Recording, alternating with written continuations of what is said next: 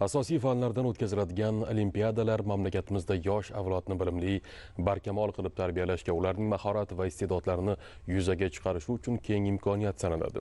Joylarda asosiy fan olimpiadalarining viloyat bosqichlari yuqori saviyada tashkil etilib, ushbu jarayon o'quvchi yoshlarni bilimlarini sinovdan o'tkazishda muhim ahamiyat kasb etmoqda. Asosiy fanlardan o'tkazilgan fan olimpiadasining Samarqand viloyat bosqichida umumta'lim maktablari, Prezident ta'lim muassasalari agentligi tasarrufidagi ixtisoslashtirilgan maktablar, kasb-hunar maktablari, akademik litseylar hamda nodavlat ta'lim muassasalaridan 2360 nafar o'quvchilar ishtirok etishdi.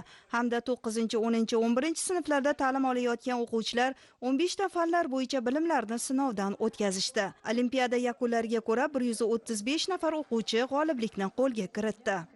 Olimpiada sovrinli o'rin olganlarga pul mukofotlar beriladi. Pul mukofotlar o'quvchiga, uning ustoziga va umumta'lim maktab direktorlariga berilayotganligi. Davlatimizda ta'limga berilayotgan e'tibor, yoshlar siyosatiga berilgan e'tiborning yorqin ifodasi desak bo'ladiki, ya'ni iqtidorli bolalar, iste'dodli bolalar saralab olish imkoniyatini berayotganligi.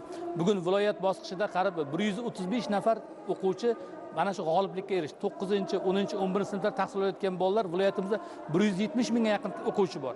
Mana bilingki, bugun maktab bosqichida, tuman bosqichida, viloyat bosqichi shaffof o'tgan bolalar saralanib oldi.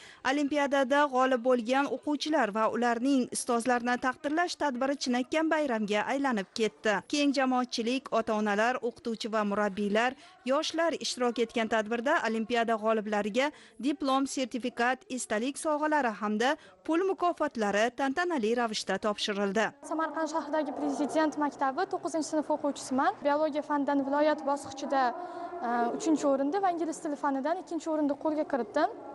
Bu o'rinlarni olishda albatta menga ustozlarimni mehnati juda katta bo'ldi. Mening fikrim bo'yicha eng asosiysi vaqtni to'g'ri taqsimlash va iloji boricha yoshlikni, bor imkoniyatlarni to'g'ri yo'lda foydalanish. Eslatib o'tish kerakki, asosiy fan olimpiadasining viloyat bosqichida g'oliblikni qo'lga kiritgan 11 sinf o'quvchilari olimpiadaning respublika bosqichida ishtirok etishadi.